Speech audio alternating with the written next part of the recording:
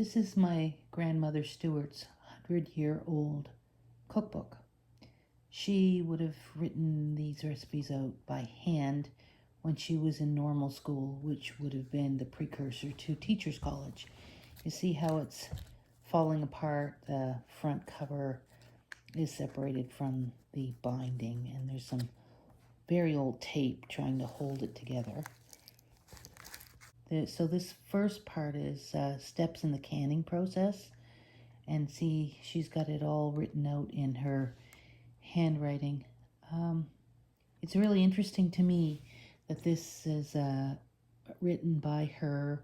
She would have learned probably how to can when she was home with her mother on their family farm, but you know, she would have taken a class on this, home economics class or something like that while she was at school. So it lists out how to can, and this would be water bath canning method. She's got mention of vegetables and salt before you put it in the canner, and talks about the boiler. So we know today that water bath canning is not an approved method for canning low acid foods like vegetables, but I remember talking to my father about it, and he said she canned everything in a water bath canner and nobody got sick. But today, I think we know a little bit more about botulism and the temperature that it has to be processed at to kill the potential of any botulism spores. So anyway, I'm not about to can any vegetables or meats in a water bath canner, but interesting to me that they did that then, and she talks about it in her. See, oh, they're so fragile. These pages are so fragile. Here, she talks about the vegetables: tomatoes, peas, beans, beets, carrots. And then she talks about how to prepare them for canning, and then what to add to the jars: salt, spices, and then sterilization, and in the boiling water bath canner, and the times.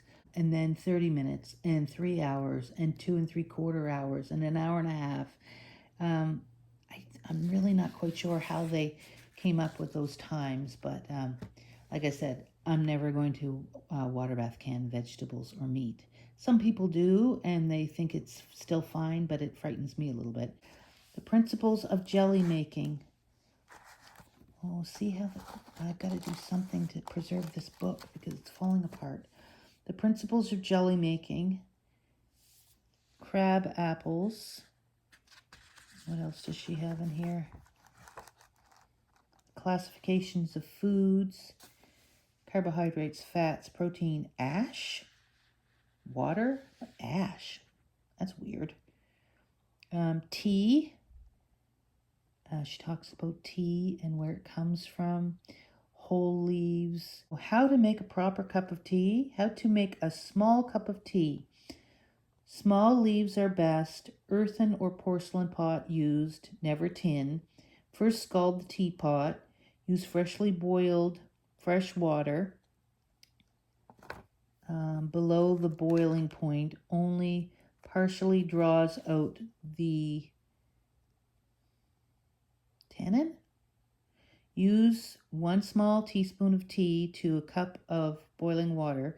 Let stand 3 minutes. Strain off liquids. If the leaves are boiled much, tannic acid is developed. Therefore, never boil tea. And then she's got a note about coffee and boiled coffee. Yeah, contains coffee is like tea. Its composition contains tannic acid. The flavor can be extracted by boiling. Because coffee contains soluble substances, it should not be purchased ground. Oh, that's interesting. So I guess she would have bought her beans and ground them at home. Boiled coffee, 1 tablespoon of coffee, 1 tablespoon of cold water, a bit of eggshell or egg white, 1 cup of boiling water, onto a well-cleaned coffee pot. Into a well-cleaned coffee pot, place coffee, cold water, and egg mix. The egg is weird to me. Add boiling water and boil not more than 3 minutes. Pour in 1 teaspoon of cold water to settle, or remove the black of the stove to settle for another. Oh, to the back of the stove to settle for about 5 minutes. Okay. Then she's got a note about milk. Milk is the only perfect food known.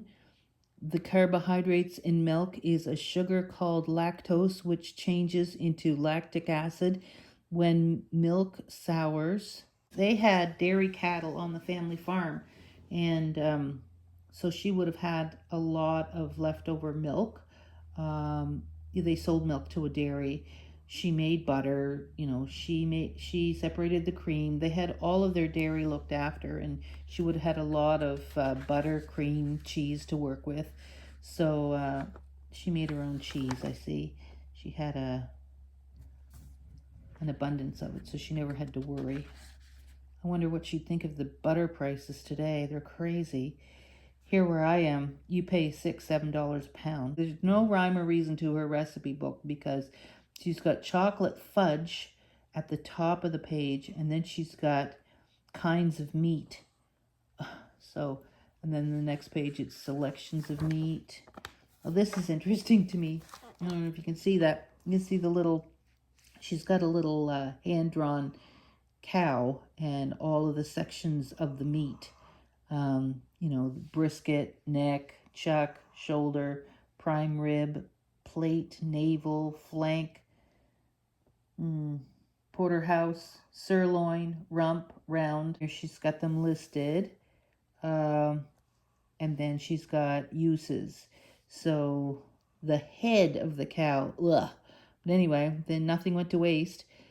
It could be used for mincemeat and head cheese. The neck for soup or stew. Chuck would be a roast. Brisket would be used in stew or corned beef.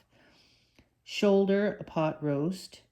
Ribs, roasted. Plate, corned beef. Navel, corned beef. Porterhouse, steak. Sirloin, steak. Flank, stew or corned beef. Round, stew or steak. Rump, steak or roast. Leg, soup or stew. And then she's got over here, she's got all kinds of recipes to do with meat. Beef stew. Oh, that's interesting. She's got a beef stew. I do remember my grandmother making beef stew and how good it was. She's got something called beef tea here, which would be like a broth, I think. Oh, she got a recipe for croutons here. I just made croutons last week. Cut 1/3 inch slices of buttered stale bread into cubes, brown in the oven. For imperial sticks, cut the bread into sticks and brown in the oven. Imperial sticks. It must have been crouton sticks that you had with soup. You know what I'm thinking? I'm thinking what I should do. I want to save all of these recipes in her writing. What I think I'd like to do is a series on trying to make the recipes exactly as she has them written out and just see how they turn out. She would have cooked out of this all the time and would have the recipes and the measurements committed to memory. Although, I don't ever remember her using measuring cups or measuring spoons. It was a handful of this, a pinch of that. That's, the way good cooks do it. They just know by the look and the feel. And of course they would taste. Ginger cake, I remember that. Or pies. Sour cream cookies, oh, those were good. I remember stealing cookies from the cookie jar, and she used to say, "Oh, a mouse has been in my cookie can again. I'm going to have to make some more and fill it back up." And she knew darn well it was me. I'd go with one in my mouth, two in my hands, and maybe another in my pocket. Here's something called scripture cake. So I think the thing was you every time you put an ingredient in, you look up the Bible verse.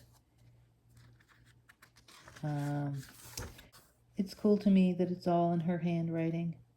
I love that.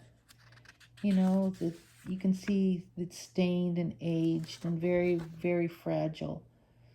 But it means the world to me to have this. This is my mother's handwriting. My mother would have written recipes in this, with my grandmother's permission, of course.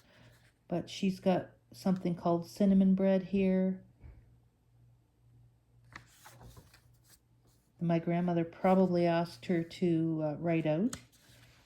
And then, is that my mom's writing? No, that would have been still in my grandmother's writing, but my mother would have given her the recipe and she would have written it down because she must have liked it. This is my mother's handwriting here. See how it's completely changed? She's got a recipe for sweet and sour mushrooms and cabbage. And my grandmother must have asked her to write it down. We're back to my grandmother's writing now. Honey chocolate bars, graham cracker pie crust, cherry cheesecake. Directions for making buttonholes. That's interesting. I don't think anybody makes buttonholes now. That was November 4th, 1919. It's treasure. It's falling apart.